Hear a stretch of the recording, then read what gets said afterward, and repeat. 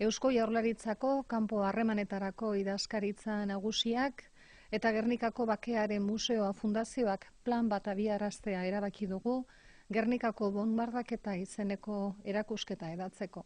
Kanpoan bizi den euskal komunitateari zuzenduriko ekimena da batez ere, komunitate honen baitan betidanik itzelesko balio simbolikoa izan du eta foru hiribilduko bonbardaketaren oroimenak.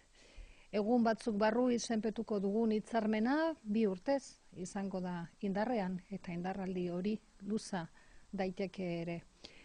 Hitzarmenaren araberan, Gernikako Bakearen Museoa Fundazioak Eusko Jaurlaritzari Gernikako bonbardaketari buruzko erakusketa osatzen duen artxiboa erabiltzeko eskubidea doainik lagako dio. Horrela, Euskadiren kanpoko ordezkaritzetan eta munduan zehar diren euskal etxeetan artxibo hori erakusteko parada izango dugu.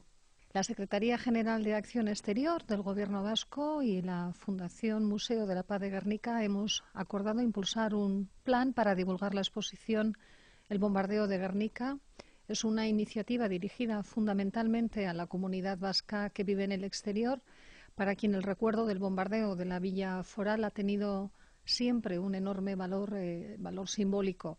El acuerdo se firmará en unos días, tendrá una vigencia de un par de años y en todo caso es un acuerdo prorrogable. A través del mismo, la Fundación Museo de la Paz de Guernica cede gratuitamente al Gobierno vasco el derecho de uso del archivo de su exposición sobre el bombardeo de Guernica.